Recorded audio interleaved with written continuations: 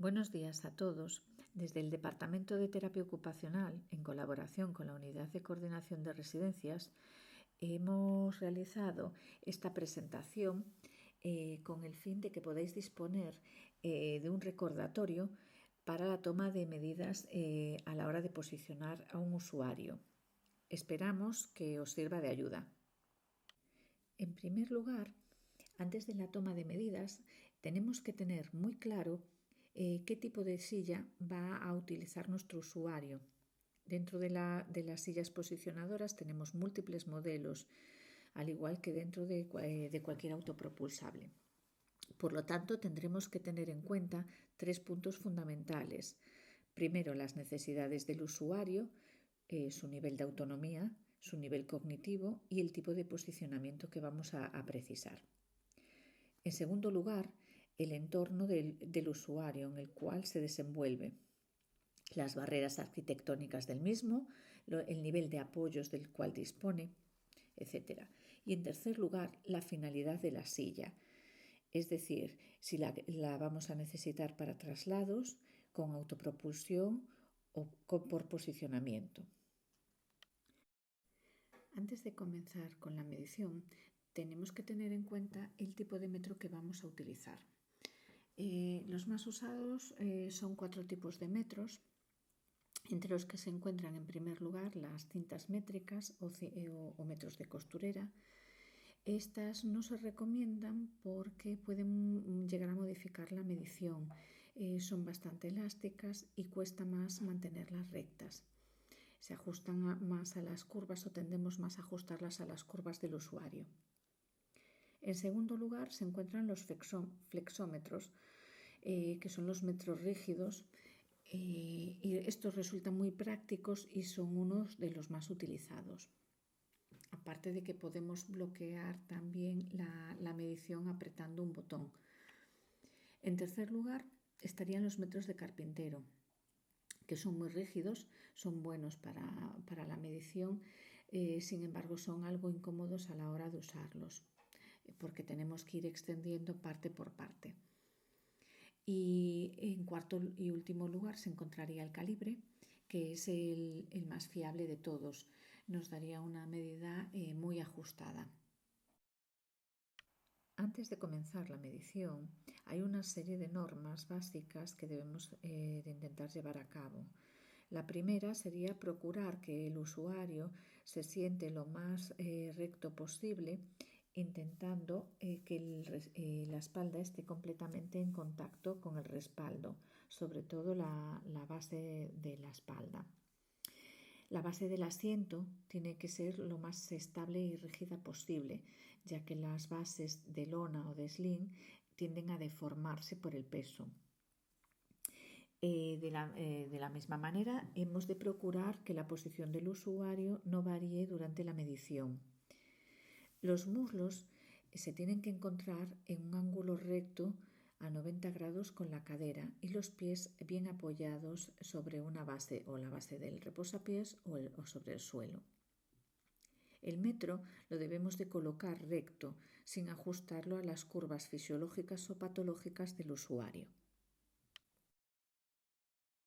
La primera medida que tomamos es el ancho de la cadera.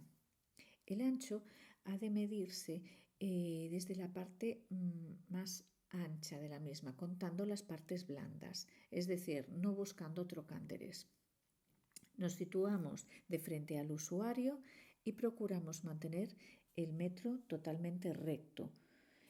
A este ancho después le sumaremos un centímetro por cada lado para evitar rozaduras y contando con que el usuario se pueda poner un abrigo o que engorde y que la silla no nos quede demasiado ajustada. Para poder medir la altura del respaldo nos colocaremos en la parte lateral del usuario. Retiraremos el reposabrazos si estamos midiendo en una silla para que no nos entorpezca la medición. Colocaremos el inicio del metro en la base de la espalda por el lateral del tronco, tomando la medida hasta el borde superior de la escápula, en donde se une al hombro. Hay que procurar que la espalda esté lo más recta y apoyada posible sobre el respaldo. Y la colocación del metro intentaremos que sea totalmente recta.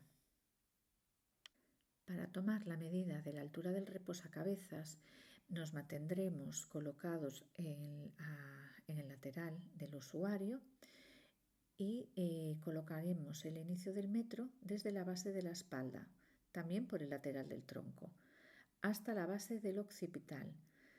Aquí también procuraremos tener la espalda lo más recta y apoyada posible sobre el respaldo, con el metro también lo más recto posible. La siguiente medida a tomar es la profundidad.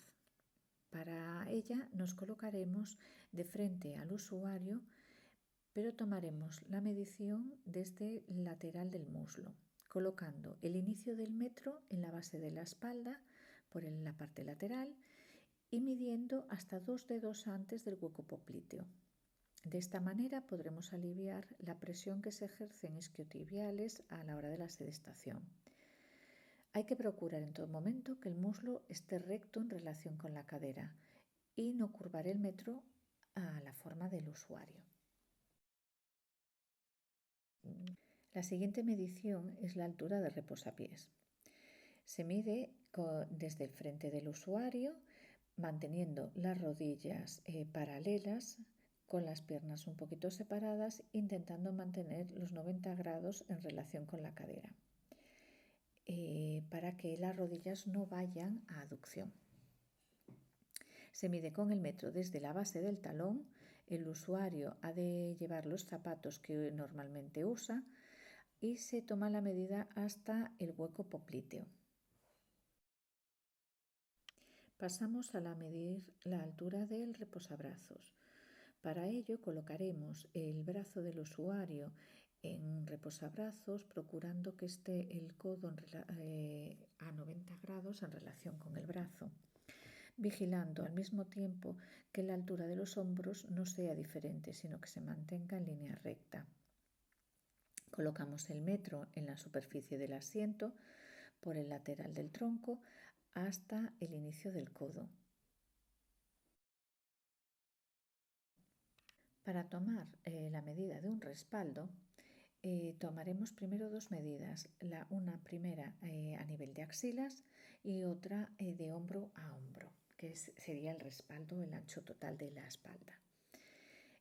Colocamos el inicio del metro debajo de una axila, contando hasta la otra axila, y posteriormente desde el inicio del hombro hasta el otro hombro, siempre intentando que la espalda se mantenga lo más recta posible, y al igual que el metro.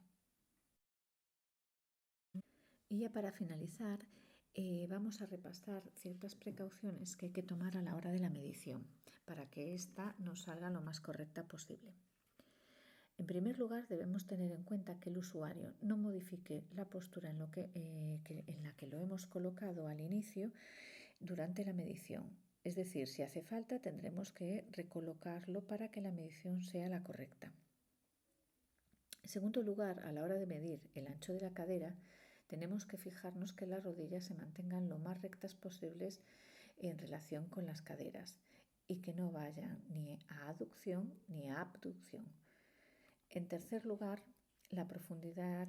Cuando medimos la profundidad del muslo, debemos de observar que las rodillas tampoco vayan a aducción ni a abducción. En caso de dismetrías, debemos de medir la profundidad de ambos muslos. Y en quinto lugar, si tomamos las medidas en una silla de lona o de sling, tenemos que tener cuidado, porque sobre todo la medida de respaldo puede ser errónea debido a la deformación del tejido a causa del peso. Y ya para despedirnos, como siempre, daros las gracias por vuestra colaboración y vuestra atención.